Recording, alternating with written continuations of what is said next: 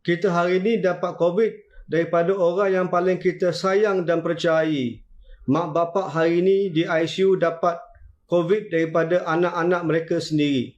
We are now getting COVID infection from the people that we care and we trust the most. Sedang kita letih dengan lesu dengan berbagai SOP dan polisi yang bertukar-tukar, COVID sudah tukar belang dia. COVID sekarang bukan sama dengan COVID dulu. Turtle ni dah jadi Ninja Turtle. COVID sudah tukar belang dia. COVID sekarang ni ada 3 ciri-ciri yang baru yang tak ada sebelum ni. COVID sekarang susah nak dikesan. Yang kedua, sangat ganas dengan kadar infeksi dia. Dan yang ketiga, lagi mudah berebak daripada mutasi ataupun varian yang sebelum ini. COVID sekarang dah jadi macam Ninja Turtle pakai topeng. Susah nak kesan. Okey, susah nak kesan. Yang peliknya sekarang, kalau buat swab hidung atau mulut, mungkin tak boleh nampak kesan COVID.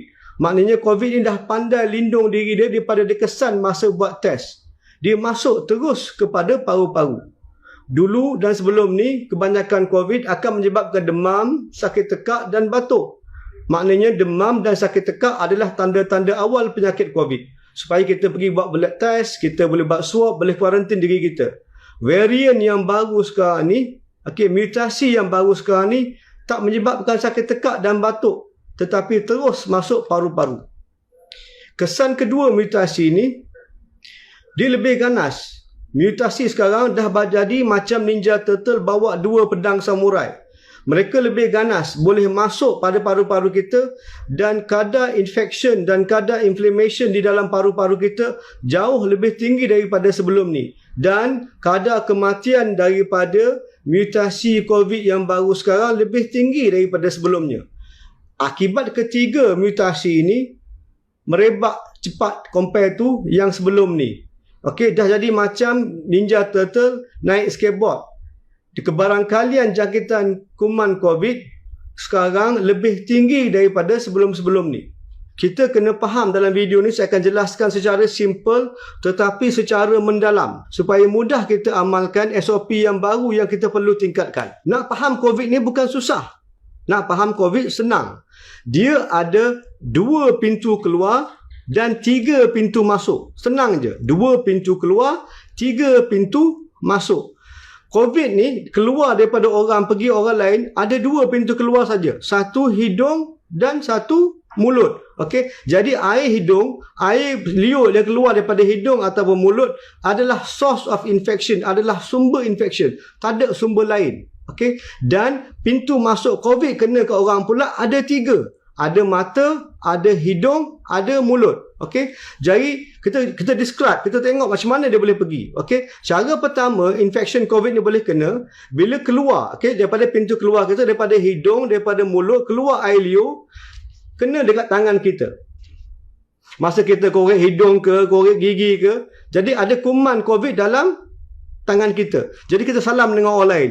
Orang tu pula kena air liur daripada tangan kita pergi tangan dia, dia pula bawa tangan dia kepada pintu masuk. Okey, apa dia pintu masuk tadi? 3, mata, hidung dan mulut. Jadi kalau pegang mata atau hidung atau mulut, jangkitan kuman daripada orang tu yang ada kat tangan kita boleh masuk ke badan kita melalui 3 pintu masuk tadi. Okey, yang kemudian air liur. Air liur tu pula kalau tak pergi objek, tak pergi tangan atau tak pergi pintu, dia boleh terus keluar daripada hidung kita atau mulut kita masuk dekat pintu masuk orang lain. Yang tu direct transmission. Dia ada 2 benda nama dia. Ada satu air liur yang besar yang kita nampak. Yang ni mode yang paling common. Cara yang paling common untuk kena jangkitan kuman COVID. Air liur besar kita panggil droplet. Yang kedua pula air liur yang kecil, yang aerosol macam saya bincang hari tu. Air liur keluar daripada hidung kita, keluar daripada mulut kita, terutamanya bila kita buat benda-benda ni. Contohnya kita batuk, contohnya kita bersin, contohnya kita cakap kuat-kuat, ataupun kita menyanyi, ataupun kita menjerit. Okey, dan bila apa kita makan. Ada banyak COVID cluster yang berlaku dekat church for example, bila orang menyanyi dekat choir. Okey, ada banyak cluster COVID di restoran. Sebab tu tak dibenarkan makan di restoran. Sebab di restoran kita buka mask, kita makan, kita bercakap. Jadi banyak keluar droplet dan kadang-kadang mungkin keluar aerosol yang boleh menaikkan jangkitan kuman COVID pada orang-orang lain. Sekarang saya nak tunjuk video macam mana mekanisme dia bila kita batuk, kita bersin, konsep droplet dengan aerosol tu. Okey, sekarang kita boleh tengok. Engkau tengok Mamat ni bersin kuat. Bila Mamat ni bersin kuat, banyak keluar air liur. Banyak air liur yang terbang, betul tak? Sekarang ni nampak air liur yang terbang tu yang besar. Yang ni panggil droplet. Dia tahan dekat udara dekat 1.5 meter je. Lepas 1.5 meter, dia akan jatuh ke bawah. Okey, sebab tu kita distance 1.5 meters. Tetapi dalam masa yang sama, tengok video tu. Selain daripada droplet air liur besar, ada banyak air liur yang kecil-kecil. Air liur yang kecil-kecilnya nama dia aerosol. Dia akan tahan di udara. Dia akan terbang dekat udara beberapa minit sampai berpuluh-puluh minit pun ada. Terpulang dengan kadar situasi perkitaran udara dalam masa tu. Bukan setakat batuk dan bersin saja. Sekarang kita cuba tengok. Mamat ni cakap kuat-kuat. Dia cakap jerit-jerit antara sama satu tak pakai mask. Bila cakap kuat-kuat pun, bila jerit kuat-kuat pun, banyak juga keluar air liur yang besar. Yang tu kita nampak kan.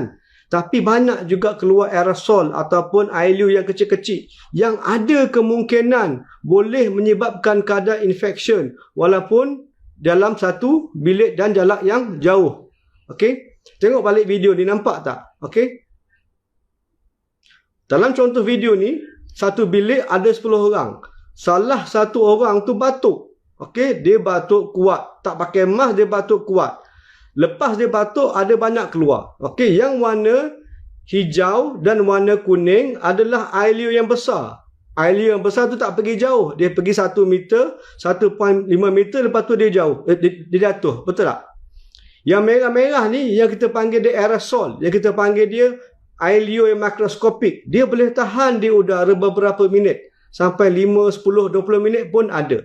Tetapi jarak dia bergantung dengan perkitaran udara dan bergantung dengan berapa ramai orang dalam bilik tu yang cakap-cakap. Tengok sekali lagi. Yang merah ni aerosol. Okey? Dia boleh tahan dalam bilik sampai 20 minit. Jadi kalau classroom ke, tuition center ke, budak-budak takkan mask, tak pakai mask, dia batuk, dia bersin, cakap kuat-kuat, ada kemungkinan aerosol ni akan menyumbangkan kadar infection. Saya bagi tips sekarang. Tengok video ni. Apa yang berlaku dengan aerosol yang bintik-bintik hijau tu. Bila buka je pintu, bila buka je tingkap, semua aerosol tu akan perlahan-perlahan keluar dan hilang daripada bilik. Ini contoh apa yang saya akan bincangkan dalam video berikutnya. Macam mana kita nak kurangkan infection. Okay? Thank you.